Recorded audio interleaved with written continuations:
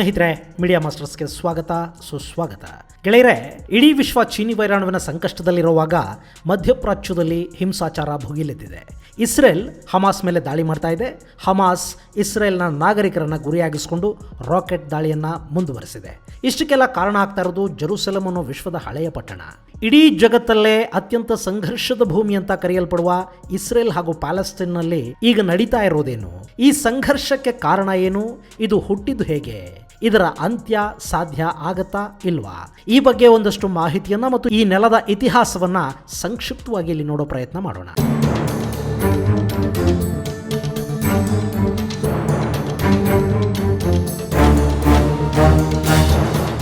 ಗೆಳೆಯರೆ, ಅದಕ್ಕೂ ಮೊದಲು ಇವತ್ತು ಜಾತಿ ಮತಗಳ ಭೇದವನ್ನು ಹೋಗಲಾಡಿಸಿ ಸಮಾನತೆಯ ಮಂತ್ರವನ್ನು ಬೋಧಿಸಿದ ಅಣ್ಣ ಬಸವಣ್ಣನ ಜನ್ಮದಿನ ಕೂಡ. ಅಷ್ಟೇ ಅಲ್ಲ, ಇವತ್ತು ಮನುಷ್ಯನಿಗೆ ದಯೆ ಹಾಗೂ ದಾನದ ಗುಣವನ್ನು ನೆನಪು ಮಾಡುವ ಹಬ್ಬ ಈದುಲ್ ಫಿತರ್ ಕೂಡ. ಭಾರತದಂಥ ಸರ್ವಧರ್ಮ ಸರ್ವಪಂಥ ಸಮಭಾವವನ್ನು ಹೊಂದಿರುವ ದೇಶದಲ್ಲಿ ಮಾತ್ರ ಹೀಗೆ ಎಲ್ಲ ಧರ್ಮೀಯರ ಹಬ್ಬಗಳನ್ನು ಆಚರಿಸ್ತಾ ಪರಸ್ಪರ ಶುಭಾಶಯಗಳನ್ನು ಕೋರ್ತಾ ಸಂತೋಷವಾಗಿರೋದಕ್ಕೆ ಸಾಧ್ಯ ಆಗುತ್ತೆ.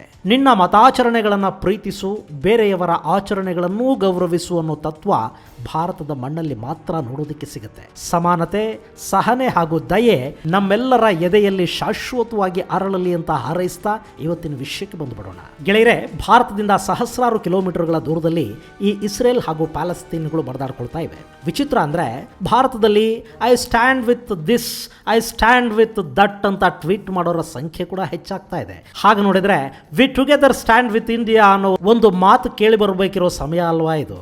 ಆದರೆ ಯಾಕೋ ಹಾಗಾಗ್ತಾ ಇಲ್ಲ. ಇಲ್ಲೇನಿದ್ರು ಎಡಬಲಗಳ ಆರ್ಭಟ, ಮತೀಯ ಸಂದೇಶಗಳದ್ದೇ ಕಾರುಬಾರು. ನಾವು ಯಾರ ಕಡೆ ನಿಂತು ಏನೇ ಟ್ವೀಟ್ ಮಾಡಿದರೂ ಕೂಡ ಅಲ್ಲಿ ಏನಾಗಬೇಕು ಅದೇ ಆಗುತ್ತೆ. ಅದರ ಬದಲು ನಾವೀಗ ಸಂಕಷ್ಟದಲ್ಲಿರೋ ಭಾರತದ ಪರ ಒಗ್ಗಟ್ಟಾಗಿ ನಿಂತುಬಿಟ್ರೆ, ರೋಗಾಣುವಿನ ವಿರುದ್ಧ ಹೋರಾಡೋ ಪ್ರಯತ್ನದಲ್ಲಿ ವ್ಯವಸ್ಥೆಗೆ ಶಕ್ತಿ ತುಂಬಿದರೆ, ಅಕ್ಕಪಕ್ಕದವರಿಗೆ ನಮ್ಮ ಸುತ್ತಮುತ್ತಲಿನ ಅಸಹಾಯಕರಿಗೆ ಸಹಾಯ ಮಾಡಿದರೆ ಭಾರತದ ಶಕ್ತಿ ಹೆಚ್ಚಾಗತ್ತೆ. ಗೆಳೆಯರೆಯಲ್ಲಿ ಮಧ್ಯಪ್ರಾಚ್ಯದ ಸಂಘರ್ಷವನ್ನು ಯಾರ ಪರವೂ ಅಲ್ಲದ ಯಾರ ವಿರುದ್ಧವೂ ಅಲ್ಲದ ಮನಸ್ಥಿತಿಯಲ್ಲಿ ಕೇವಲ ಅಲ್ಲೇನಾಗ್ತಿದೆ ಅನ್ನೋದನ್ನು ತಿಳಿಯುವ ಕುತೂಹಲದಿಂದಷ್ಟೇ ನೋಡೋ ಪ್ರಯತ್ನವನ್ನು ಮಾಡೋಣ.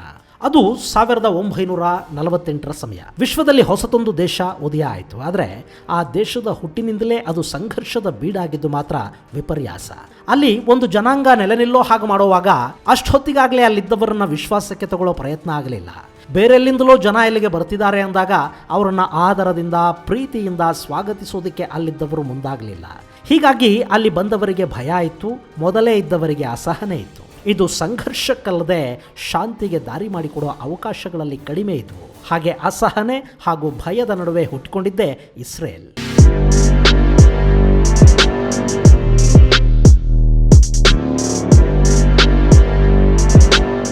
ಇಸ್ರೇಲ್ ಅಂತ ಬಂದಾಗ ಆ ದೇಶ ಬೆಳೆದ ಪರಿಯನ್ನು ಹೇಳುವಾಗ ಅದರ ಬಗ್ಗೆ ಏನೋ ಒಂಥರ ಹೆಮ್ಮೆಯ ಭಾವನೆಯೊಂದಿಗೆ ಹೇಳೋದನ್ನು ನಾವು ಕೇಳಿದ್ದೀವಿ. ಅಲ್ಲಿನ ಕೃಷಿ ಪದ್ಧತಿ, ತಂತ್ರಜ್ಞಾನ, ಆಯುಧ ತಂತ್ರಜ್ಞಾನ ಸೇರಿದ ಹಾಗೆ ಸಾಕಷ್ಟು ವಿಚಾರಗಳಲ್ಲಿ ಇವತ್ತು ಇಸ್ರೇಲ್ ಜಗತ್ತಿಗೆ ಮಾದರಿಯಾಗಿ ನಿಂತಿದೆ. ಅದು ಸುಳ್ಳಲ್ಲ. ಆದರೆ ಇಂಥ ಇಸ್ರೇಲ್ನ ಹುಟ್ಟು ಅತ್ಯಂತ ಸಂಘರ್ಷದಿಂದ ಕೂಡಿತು. ಅಸಮಾಧಾನದ ಹೊಗೆಯಲ್ಲಿ ಆ ದೇಶ ಹುಟ್ಟುಕೊಳ್ತು ಮತ್ತು ಅಲ್ಲಿದ್ದ ಅರಬರನ್ನು ಸ್ವಲ್ಪವಾಗಿ ಬದಿಗೆ ಸರಿಸ್ತಾ ಆ ದೇಶ ಬೆಳೆದು ನಿಂತುಕೊಳ್ತು ಅನ್ನೋದನ್ನ ನಾವು ಗಮನಿಸಬೇಕಾಗತ್ತೆ. ಹಾಗಾದರೆ ಇಸ್ರೇಲ್ನ ಮೂಲ ನಿವಾಸಿಗಳು ಯಾರು? ಈ ಬಗ್ಗೆ ಯಾವ ಅನುಮಾನನೂ ಇಲ್ಲ. ಅಲ್ಲಿನ ಮೂಲ ನಿವಾಸಿಗಳು ಯಹೂದಿಗಳೇ. ಜಗತ್ತಿನ ಅತ್ಯಂತ ಹಳೆಯ ಭಾಷೆಗಳಲ್ಲಿ ಹೀಬ್ರೂ ಕೂಡ ಒಂದು. ಅದನ್ನು ಬಳಸ್ತಿದ್ದವರು ಅದೇ ನೆಲದ ಮೂಲ ನಿವಾಸಿಗಳು ಮತ್ತು ಅವರು ಯಹೂದಿಗಳಾಗಿದ್ದರು. ಇವತ್ತಿನ ಸಂಘರ್ಷದ ಭೂಮಿ ಜೆರುಸಲೆಮ್ ಯಹೂದಿಗಳಿಗೆ ಸೇರಿದ್ದಾಗಿತ್ತು. ಯಾಕೆಂದ್ರೆ ಅಲ್ಲಿ ಯಹೂದಿಗಳು ನೆಲೆ ನಿಂತ ಕಾಲದಲ್ಲಿ ಕ್ರೈಸ್ತ ಹಾಗೂ ಇಸ್ಲಾಂ ಇನ್ನೂ ಹುಟ್ಕೊಂಡಿರಲಿಲ್ಲ. ಈ ಮಧ್ಯಕಾಲದಲ್ಲಿ ಬೆತ್ಲೆಹ್ಯಾಮ್ನಲ್ಲಿ ಜೀಸಸ್ನ ಜನನ ಆಯಿತು. ಈ ಬೆತ್ಲೆಹ್ಯಾಮ್ ಅನ್ನೋದು ಜೆರುಸಲೆಮ್ನಿಂದ ಕೇವಲ 9 ಕಿಲೋಮೀಟರ್ಗಳ ದೂರದಲ್ಲಿದೆ. ಇನ್ನು ಜೀಸಸ್ ಶಿಲುಬೆಗೇರಿದ್ದು ಕೂಡ ಇದೇ ಜೆರುಸಲೆಮ್ನಲ್ಲೇ. ಮುಂದೆ ಜೆರುಸಲೆಮ್ನಲ್ಲಿ ಕ್ರೈಸ್ತ ಮತಾವಲಂಬಿಗಳ ಸಂಖ್ಯೆ ಹೆಚ್ಚಾಯಿತು. ರೋಮ್ ಸಾಮ್ರಾಜ್ಯ ಕ್ರಿಸ್ತ ಹುಟ್ಟಿದ ಹಾಗೂ ಶಿಲುಬೆಗೇರಿದ ಭೂಮಿಯನ್ನ ಯಹೂದಿಗಳಿಂದ ಕಾಪಾಡೋದಕ್ಕೆ ಕ್ರುಸೇಡ್ ಅಂದ್ರೆ ಧರ್ಮಯುದ್ಧವನ್ನು ಶುರು ಮಾಡಿತು. ಹಾಗೆ ರೋಮ್ನಿಂದ ಬಂದ ಧರ್ಮರಕ್ಷಕ ಪಡೆ ಇಲ್ಲಿಂದ ಯಹೂದಿಗಳನ್ನು ಓಡಿಸಿ ಈ ಭೂಪ್ರದೇಶವನ್ನ ತನ್ನ ಹಿಡಿತಕ್ಕೆ ತಗೊಳ್ತು. ಅಂದ್ರೆ ಮೊದಲ ಬಾರಿಗೆ ಯಹೂದಿಗಳನ್ನ ಇಲ್ಲಿಂದ ಓಡಿಸಿದ್ದು ರೋಮ್ ಸಾಮ್ರಾಜ್ಯದ ಸೇನೆ. ಹಾಗೆ ನಿರಾಶ್ರಿತರಾದ ಯಹೂದಿಗಳು ವಿಶ್ವದ ನಾನಾ ಭಾಗಗಳಿಗೆ ವಲಸೆ ಹೋದ್ರು. ಆ ಸಂದರ್ಭದಲ್ಲೇ ಒಂದಷ್ಟು ಮಂದಿ ಭಾರತ ಭಾರತಕ್ಕೂ ಬಂದರು ಮತ್ತು ವಿಶ್ವದ ನಾನಾ ದೇಶಗಳಿಗೆ ಹೋಲಿಸಿಕೊಂಡ್ರೆ ಅವರು ಶಾಂತಿಯಿಂದ ಯಾವ ತೊಂದರೆಗಳೂ ಇಲ್ಲದೆ ಬದುಕೋದಕ್ಕೆ ಸಾಧ್ಯವಾಗಿದ್ದು ಭಾರತದಲ್ಲೇ. ಹಾಗೆ ಸುಮಾರು 1800 ವರ್ಷಗಳ ಹಿಂದೆ ತಮ್ಮ ಸ್ವಂತ ನೆಲವನ್ನ ಕಳ್ಕೊಂಡು ನಿರಾಶ್ರಿತರಾದ ಯಹೂದಿಗಳು ಐರೋಪ್ಯ ದೇಶಗಳಿಗೆ ಕೂಡ ವಲಸೆ ಹೋಗ್ತಾರೆ. ಶಾಂತಿದೂತನ ಅನುಯಾಯಿಗಳು ಇವರ ಮೇಲೆ ನಡೆದ ದೌರ್ಜನ್ಯ ಸಣ್ಣ ಪ್ರಮಾಣದ್ದೇನಾಗಿರಲಿಲ್ಲ. ಮೂಲತಃ ಯಹೂದಿಗಳು ವ್ಯಾಪಾರಿ ಮನಸ್ತತ್ವದವರು, ಅನ್ವೇಷಕ ಬುದ್ಧಿ ಇದ್ದವರು, ಶ್ರಮಜೀವಿಗಳು. ಹೀಗಾಗಿ ತಾವು ಆಶ್ರಯ ಪಡೆದ ದೇಶಗಳಲ್ಲಿ ಬೇಗ ಬದುಕುಗಳನ್ನು ಕಟ್ಟಿಕೊಳ್ಳತೊಡಗಿದ್ರು. ಆದರೆ ಅವರ ಬೆಳವಣಿಗೆ ಕೂಡ ಸಾಕಷ್ಟು ಜನರ ಕಣ್ಣನ್ನು ಕೆಂಪುಗಾಗೋ ಹಾಗೆ ಮಾಡಿತು. ಇವರ ಸಿರಿವಂತಿಕೆ ಐರೋಪ್ಯರ ಹೊಟ್ಟೆ ಕಿಚ್ಚುಗೆ ಕಾರಣವಾಯಿತು. ಹಾಗಾದಾಗಲೆಲ್ಲ ಅವರು ಮತ್ತೆ ಮತ್ತೆ ನೆಲೆಯನ್ನು ಕಳ್ಕೊಳ್ತಾ ಹೋದರು. ಒಂದು ದೇಶದಿಂದ ಇನ್ನೊಂದು ದೇಶಕ್ಕೆ ವಲಸೆ ಹೋಗಬೇಕಾಗ್ತಾ ಇತ್ತು. ಹಾಗೆ ಹೋಗುವಾಗ ಸಾಕಷ್ಟು ಬಾರಿ ತಾವು ಸಂಪಾದಿಸಿಟ್ಟ ಆಸ್ತಿಯನ್ನ ಅಲ್ಲೇ ಬಿಟ್ಟು ಹೋಗಬೇಕಾದ ಪರಿಸ್ಥಿತಿ ಕೂಡ ಬರ್ತಾ ಇತ್ತು. ಈ ಮಧ್ಯೆ ಅವರಿಗೊಂದು ನೆಲೆಯನ್ನ ಒದಗಿಸಿಕೊಡಬೇಕು ಮತ್ತು ಯಹೂದಿಗಳ ಮೂಲ ನೆಲೆಯಾಗಿದ್ದ ಜೆರೂಸಲೆಂನಲ್ಲಿ ಇವರನ್ನ ನೆಲೆಗೊಳ್ಳೋ ಹಾಗೆ ಮಾಡಬೇಕು ಅಂತ ಮೊದಲು ಬಯಸಿದವನು ನೆಪೋಲಿಯನ್ ಬೋನಪಾರ್ಟ್. ಆದರೆ ನೆಪೋಲಿಯನ್ ಬದುಕಿದ್ದಷ್ಟು ಕಾಲ ಅದು ಸಾಧ್ಯವಾಗಲಿಲ್ಲ. ಮುಂದೆ 1860 ಸುಮಾರಲ್ಲಿ ಜೆರೂಸಲೆಂನಲ್ಲಿ ಒಂದಷ್ಟು ಭೂಮಿಯನ್ನು ಖರೀದಿ ಮಾಡಿ ಅಲ್ಲಿ ಯಹೂದಿಗಳು ನೆಲೆಸೋದಕ್ಕೆ ಅವಕಾಶವನ್ನು ಮಾಡಿಕೊಡ್ಲಾಯಿತಾದರೂ ಅವರಿಗಾಗಿ ಒಂದು ದೇಶ ಅಂತ ಕಟ್ಟಿಕೊಳ್ಳೋದಕ್ಕೆ ಸಾಧ್ಯವಾಗಿದ್ದು ಮಾತ್ರ ಎರಡನೇ ವಿಶ್ವಯುದ್ಧದ ನಂತರ. ಗೆಳೆಯರೆ, ಮೊದಲ ವಿಶ್ವಯುದ್ಧದ ಕಾಲಕ್ಕಾಗಲೇ ಯಹೂದಿಗಳು ಅಮೆರಿಕಾದಲ್ಲಿ ನೆಲೆ ನಿಂತು ತಮ್ಮ ಪ್ರಭಾವವನ್ನು ಹೆಚ್ಚು ಮಾಡಿಕೊಳ್ತಾ ಇದ್ರು. ಅಲ್ಲಿನ ಬ್ಯಾಂಕಿಂಗ್ ಕ್ಷೇತ್ರದ ಮೇಲೆ ಯಹೂದಿಗಳು ಹಿಡಿತವನ್ನು ಸಾಧಿಸಿದ್ರು. ಇದಿಷ್ಟರ ಮೇಲೆ ಕೂಡ ಅವರಲ್ಲಿ ತಮ್ಮದೇ ಆದ ಒಂದು ದೇಶವನ್ನು ಕಟ್ಕೋಬೇಕು, ಒಂದು ನೆಲೆಯನ್ನು ಭದ್ರಪಡಿಸ್ಕೋಬೇಕು ಅನ್ನೋ ಹಠ ಹುಟ್ಟು ಹಾಗೆ ಮಾಡಿದವನು ಜರ್ಮನಿಯ ಸರ್ವಾಧಿಕಾರಿ ಅಡಾಲ್ಫ್ ಹಿಟ್ಲರ್. ಸರ್ವಾಧಿಕಾರಿ ಹಿಟ್ಲರ್ ನಾಜಿಗಳನ್ನು ಬಿಟ್ಟರೆ ಇನ್ಯಾರಿಗೂ ಕೂಡ ಈ ಭೂಮಿ ಮೇಲೆ ಬದುಕೋ ಯೋಗ್ಯತೆಯೇ ಇಲ್ಲ ಅಂತ ಅಂದ್ಕೊಂಡಿದ್ದ. ನಾಜಿಗಳಲ್ಲದವರ ಸರ್ವನಾಶಕ್ಕೆ ಮುಂದಾಗಿದ್ದ. ಆಗ ಅವನ ಕಣ್ಣಿಗೆ ಬಿದ್ದವರು ಯಹೂದಿಗಳು. ಅದು ಯಾವ ಜನ್ಮದ ದ್ವೇಷನೋ ಅನ್ನೋ ಹಾಗೆ ನಾಜಿಗಳು ಯಹೂದಿಗಳನ್ನು ಹುಡುಕಿ ಕೊಲ್ಲೋದಕ್ಕೆ ಶುರು ಮಾಡಿದರು. ಆ ಮಾರಣ ಹೋಮ ಉಂಟು ಮಾಡಿದ್ದ ಭಯಾನೇ ಯಹೂದಿಗಳಲ್ಲಿ ಅವರದ್ದೇ ಆದ ದೇಶವನ್ನು ಕಟ್ಟಿಕೊಳ್ಳೋ ಛಲಕ್ಕೆ ಕಾರಣವಾಯಿತು. ಮತ್ತು ಜರ್ಮನಿಯಿಂದ ಸಾಕಷ್ಟು ಯಹೂದಿಗಳು ಜೀವ ಉಳಿಸಿಕೊಂಡು ಅಮೆರಿಕ ಸೇರಿದ ಹಾಗೆ ಬೇರೆ ಬೇರೆ ದೇಶಗಳಿಗೆ ವಲಸೆ ಬಂದರು. ಮುಂದೆ ಎರಡನೇ ಮಹಾಯುದ್ಧ ಮುಗಿತು. ಜರ್ಮನಿ ಜಪಾನ್ಗಳಿಗೆ ಸೋಲಾಯಿತು. ಜರ್ಮನಿಯ ವಿರುದ್ಧ ಶ್ರೀಮಂತ ಯಹೂದಿಗಳು ಮಿತ್ರಪಡೆಗೆ ಸಾಕಷ್ಟು ಆರ್ಥಿಕ ಸಹಾಯವನ್ನು ಕೂಡ ಮಾಡಿದರು. ಈ ಯುದ್ಧದ ನಂತರ ಯಹೂದಿಗಳಿಗೆ ಅವರದ್ದೇ ಆದ ಒಂದು ನೆಲೆಯನ್ನು ಕಟ್ಟಿಕೊಡೋ ಬಗ್ಗೆ ಐರೋಪ್ಯ ದೇಶಗಳು ಯೋಚನೆಯನ್ನು ಮಾಡತೊಡಗಿದವು.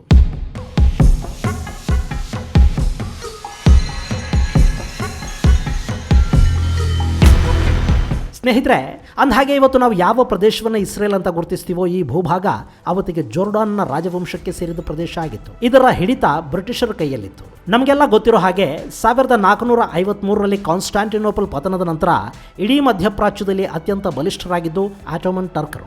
ಹೀಗಾಗಿ ಇವತ್ತಿನ ಇಸ್ರೇಲ್, ಸಿರಿಯಾ, ಜೋರ್ಡಾನ್, ಇರಾಕ್ ಸೇರಿದ ಹಾಗೆ ಸಾಕಷ್ಟು ಪ್ರದೇಶಗಳು ಆಟೋಮನ್ ಟರ್ಕರ ವಶ ಆದವು. ಆದರೆ ಒಂದನೇ ಮಹಾಯುದ್ಧದ ಸಂದರ್ಭದಲ್ಲಿ ಟರ್ಕರು ಬ್ರಿಟಿಷರ ವಿರುದ್ಧದ ಯುದ್ಧದಲ್ಲಿ ಸೋತ್ರಲ್ಲ. ಹೀಗಾಗಿ ಅವರ ಆಡಳಿತದಲ್ಲಿದ್ದ ಪ್ರದೇಶಗಳೆಲ್ಲ ಬ್ರಿಟಿಷರ ಆಡಳಿತಕ್ಕೆ ಒಳಪಟ್ಟವು. ಇನ್ನು ಇವತ್ತಿನ ಇಸ್ರೇಲ್ ಭೂಭಾಗವನ್ನು ಟರ್ಕರಿಂದ ಬ್ರಿಟಿಷರು ಸುಲಭವಾಗಿ ಗೆದ್ದುಕೊಳ್ಳೋದಕ್ಕೆ ಸಾಧ್ಯ ಆಗಲಿಲ್ಲ. ಆ ಕದನದಲ್ಲಿ ನಮ್ಮ ಭಾರತೀಯ ಸೇನೆ ಭಾಗವಹಿಸಿತು. ಅದರಲ್ಲೂ ನಮ್ಮ ಮೈಸೂರಿನ ಅಶ್ವದಳ ಅವತ್ತು ನಡೆಸಿದ ದಾಳಿ ಟರ್ಕರ ಹುಟ್ಟಡಗಿಸಿತ್ತು. ಈ ಬಗ್ಗೆ ಈ ಹಿಂದೆ ಮಾಡಿದ ವಿಡಿಯೋ ಒಂದರಲ್ಲಿ ಸವಿಸ್ತಾರವಾಗಿ ಹೇಳಿದ್ದೀನಿ.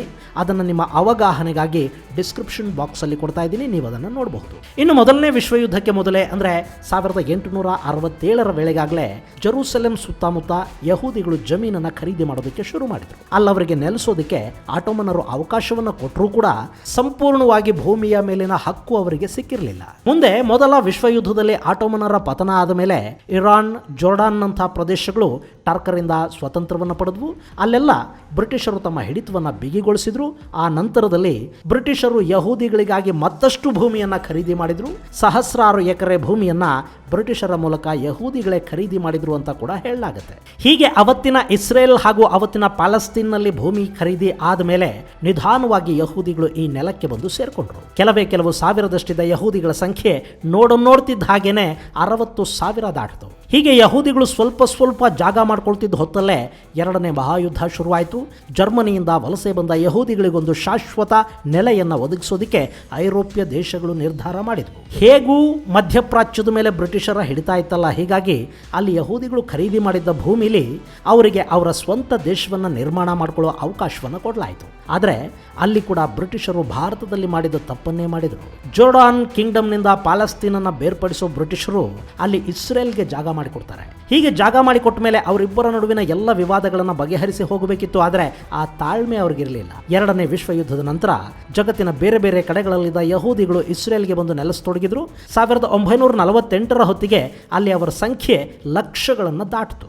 ಅವರು ನಿಧಾನವಾಗಿ ಪ್ಯಾಲೆಸ್ತೀನ್ ಪ್ರದೇಶಗಳನ್ನು ತಮ್ಮ ಹಿಡಿತಕ್ಕೆ ತಗೊಳ್ತಾ ಹೋದರು. ಅಲ್ಲಿನ ಭೂಮಿಯನ್ನು ಭಾರೀ ಪ್ರಮಾಣದಲ್ಲಿ ಖರೀದಿ ಮಾಡ್ತಾ ಅರಬರನ್ನು ಅಲ್ಲಿಂದ ಹೊರಹಾಕ್ತಾ ಹೋದರು. ಬೇರೆ ಬೇರೆ ದೇಶಗಳಲ್ಲಿ ಸಾಕಷ್ಟು ವಧೆ ತಿಂದು ತೊಂದರೆ ಅನುಭವಿಸಿದ ಯಹೂದಿಗಳು ಇಲ್ಲಿ ಆ ತಪ್ಪನ್ನು ಮತ್ತೆ ಮಾಡಿಕೊಳ್ಳಿಲ್ಲ. ಆರಂಭದಲ್ಲಿ ತಮ್ಮ ರಕ್ಷಣೆಗೊಂದು ಅರಸೇನಾ ಪಡೆಯನ್ನು ನಿಯುಕ್ತಿ ಮಾಡಿಕೊಂಡ್ರು. ಆಮೇಲೆ ಅದನ್ನು ಬಲಪಡಿಸ್ತಾ ಹೋದರು. ಅಲ್ಲೊಂದು ಸೇನೆಯನ್ನು ಸಿದ್ಧ ಮಾಡಿಕೊಂಡ್ರು. ಅದಕ್ಕೆ ಬೇಕಾದ ಆಯುಧಗಳನ್ನು ಸಂಗ್ರಹ ಮಾಡಿದ್ರು. ಅಲ್ಲಿ ಪ್ರತಿ ಯಹೂದಿಯನ್ನು ಕೂಡ ಯೋಧನನ್ನಾಗಿ ಬದಲಾಯಿಸಿದರು. ಪರಿಣಾಮ ಪ್ಯಾಲೆಸ್ತೀನ್ ಅರಬರ ಬಲ ಅಲ್ಲಿ ಕಡಿಮೆಯಾಗ್ತಾ ಬಂತು. ಯಹೂದಿಗಳು ಬಲಿಷ್ಠರಾಗ್ತಾ ಬಂದರು. 1948ರಲ್ಲಿ ನಡೆದ ಸಂಘರ್ಷದಲ್ಲಿ ಒಂದಷ್ಟು ಭೂಮಿಯನ್ನು ಕಳ್ಕೊಂಡ ಯಹೂದಿಗಳು ಕೆಲವೇ ವರ್ಷಗಳಲ್ಲಿ ಎಲ್ಲ ರೀತಿಯಲ್ಲೂ ಬಲಿಷ್ಠರಾಗಿ ನಿಂತುಕೊಂಡರು. 1967ರ 6 ದಿನಗಳ ಯುದ್ಧ ಇಸ್ರೇಲ್ನ ಚಿತ್ರಣವನ್ನು ಬದಲಿಸಿಬಿಡ್ತು. ಅಲ್ಲಿಯವರೆಗೆ ಅರಬರ ಹಿಡಿತದಲ್ಲಿದ್ದ ಸಾಕಷ್ಟು ಪ್ರದೇಶಗಳು ಈಗ ಯಹೂದಿಗಳ ವಶ ಆಗಿದ್ವು. ಅದರಲ್ಲೂ ಜೆರೂಸಲೆಂನಲ್ಲಿ ಯಹೂದಿಗಳ ಹಿಡಿತ ಹೆಚ್ಚಾಯಿತು. ಪ್ಯಾಲೆಸ್ತೀನ್ನ ಜನ ಜೋರ್ಡಾನ್ ವಶದಲ್ಲಿದ್ದ ಇವತ್ತಿನ ವೆಸ್ಟ್ ಬ್ಯಾಂಕ್ ಹಾಗೂ ಗಾಜಾ ಪಟ್ಟಿಗಷ್ಟೇ ಸೀಮಿತ ಆದರು. ಹೀಗಾಗಿ ಇವತ್ತಿಗೂ ಕೂಡ ಗಾಜಾ ಪಟ್ಟಿ ಮತ್ತು ಇಸ್ರೇಲ್ ನಡುವಿನ ಸಂಘರ್ಷ ನಡೀತಲೇ ಇರುತ್ತೆ. ಗಾಜಾದಲ್ಲಿರುವ ಹಮಾಸ್ ಸಂಘಟನೆ ಇಸ್ರೇಲ್ ವಿರುದ್ಧ ದಾಳಿ ಮಾಡುತ್ತೆ. ತನ್ನ ನಾಗರಿಕರ ಮೇಲಿನ ದಾಳಿಯನ್ನು ಸಹಿಸದ ಇಸ್ರೇಲ್ ಗಾಜಾದ ಮೇಲೆ ಶೆಲ್ಲಿಂಗ್ ಅನ್ನು ಮಾಡುತ್ತೆ. ಸುಮಾರು 7 ದಶಕಗಳ ಹಿಂದೆ ಶುರುವಾದ ಈ ಸಂಘರ್ಷ ಇವತ್ತಿಗೂ ಕೂಡ ಮುಂದುವರಿತಲೇ ಇರೋದು ನಿಜಕ್ಕೂ ವಿಪರ್ಯಾಸ.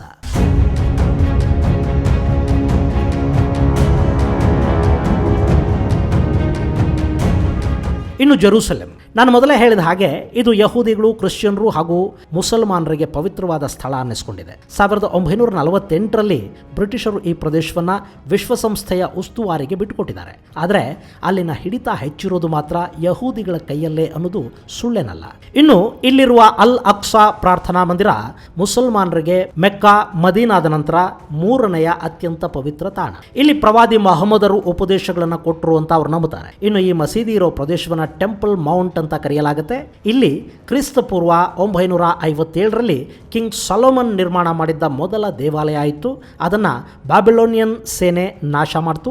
ಆನಂತರ ಕ್ರಿಸ್ತ ಪೂರ್ವ 516ರಲ್ಲಿ 2ನೇ ದೇವಾಲಯವನ್ನು ಇಲ್ಲಿ ನಿರ್ಮಾಣ ಮಾಡಲಾಯಿತು. ಅದನ್ನು ಕ್ರಿಸ್ತ ಶಕ 70ರಲ್ಲಿ ರೋಮನರು ನಾಶ ಮಾಡಿ ಯಹೂದಿಗಳನ್ನು ಇಲ್ಲಿಂದ ಹೊರಹಾಕಿದರು. ಮುಂದೆ ಅದೇ ಟೆಂಪಲ್ ಮೌಂಟಲ್ಲಿ ಅಲ್ ಅಕ್ಸಾ ನಿರ್ಮಾಣ ಆಯಿತು. ಹೀಗಾಗಿ ಆ ಪ್ರದೇಶ ಯಹೂದಿಗಳಿಗೆ ಕೂಡ ಪವಿತ್ರ ಸ್ಥಳವಾಗಿದೆ. ಅಲ್ಲಿ ಪ್ರಾರ್ಥನೆ ಮಾಡೋದಕ್ಕೆ ನಮಗೂ ಅವಕಾಶ ಕೊಡಿ ಅನ್ನೋದು ಯಹೂದಿಗಳ ಬೇಡಿಕೆ. ಅವರು ಮಸೀದಿಯನ್ನು ಬಿಟ್ಟುಕೊಡೋದಕ್ಕೆ ಕೇಳ್ತಾ ಇಲ್ಲ, ಆದರೆ ಆ ಪ್ರದೇಶದಲ್ಲಿ ಪ್ರಾರ್ಥನೆಗೆ ನಮಗೆ ಅವಕಾಶ ಕೊಡಿ ಅಂತಷ್ಟೇ ಕೇಳ್ತಾ ಇದ್ದಾರೆ. ಆದರೆ ಅಲ್ ಅಕ್ಸಾ ಮಸೀದಿ ಇರೋ ಪ್ರದೇಶಕ್ಕೆ ಯಹೂದಿಗಳನ್ನು ಬಿಟ್ಕೊಂಡ್ರೆ ಮುಂದೆ ಅಲ್ಲಿನ ಭೂಮಿಯನ್ನು 2 ಭಾಗ ಮಾಡಿ ಒಂದು ಅವರಿಗೆ ಇನ್ನೊಂದು ನಮಗೆ ಸಿಗೋ ಹಾಗೆ ಮಾಡಿಬಿಡಬಹುದು, ಅಥವಾ ಆ ಪ್ರದೇಶದ ಮೇಲಿನ ಹಿಡಿತವನ್ನು ನಾವು ಕಳ್ಕೊಂಡು ಬಿಡಬಹುದು ಅನ್ನೋ ಅನುಮಾನಗಳು ಪ್ಯಾಲೆಸ್ತೀನಿಯರಲ್ಲಿವೆ. ಹೀಗಾಗಿ ಅಲ್ಲಿ ಒಬ್ಬರ ಮೇಲೊಬ್ಬರಿಗೆ ನಂಬಿಕೆ ಇಲ್ಲ.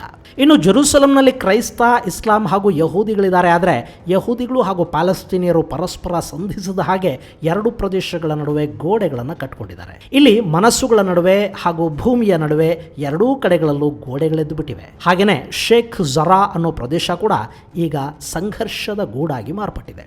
ಇವತ್ತಿನ ಸಮಸ್ಯೆಗೆ ನಮಗೆ 2 ಜನಾಂಗಗಳಲ್ಲಿನ ಅಪನಂಬಿಕೆಗಳು ಕಾರಣ ಅಂತ ಅನಿಸಿದ್ರು ಕೂಡ ಇದರ ಮೂಲ ಕಾರಣ ಬ್ರಿಟಿಷರು. ಅವರು ಆರಂಭದಲ್ಲೇ ಇದನ್ನು ಸರಿಯಾಗಿ ವಿಂಗಡಿಸಿಕೊಟ್ಟು ಹೋಗಿದ್ದಿದ್ರೆ ಈ ಸಮಸ್ಯೆ ಖಂಡಿತ ಇರ್ತಿರ್ಲಿಲ್ವೇನೋ. ಹಾಗಂತ ಇದು ಬಗೆಹರಿಸಲಾಗದ ಸಮಸ್ಯೆ ಏನಲ್ಲ, ಆದರೆ ಬಗೆಹರಿಸೋದು ಯಾರಿಗೂ ಬೇಕಾದಂತೆ ಕಾಣ್ತಾ ಇಲ್ಲ. ಪ್ರಪಂಚದ ಬಲಿಷ್ಠ ರಾಷ್ಟ್ರಗಳು ಯುದ್ಧಗ್ರಸ್ತ ಭೂಮಿಯನ್ನು ಬಯಸುತ್ತವೆ. ಅದು ಕಾಶ್ಮೀರ ಆಗಿರಬಹುದು, ಇಸ್ರೇಲ್ ಆಗಿರಬಹುದು. ಯುದ್ಧ ನಡೀತಾ ಇರಬೇಕು. ಬಲಿಷ್ಠರು ತಮ್ಮ ಆಯುಧಗಳನ್ನು ಅಲ್ಲಿ ಮಾರಾಟ ಮಾಡಬೇಕು ಮತ್ತು ಅವರಲ್ಲಿಗೆ ಬಂದು ಸಂಧಾನದ ಹೆಸರಲ್ಲಿ ದೊಡ್ಡ ಮನುಷ್ಯರಾಗ್ತಾ ಇರಬೇಕು. ಇನ್ನು ಇಲ್ಲಿ ಮತೀಯ ಶಕ್ತಿಗಳು, ಅವುಗಳ ರಾಜಕೀಯಗಳು ಕಡಿಮೆ ಏನಿಲ್ಲ.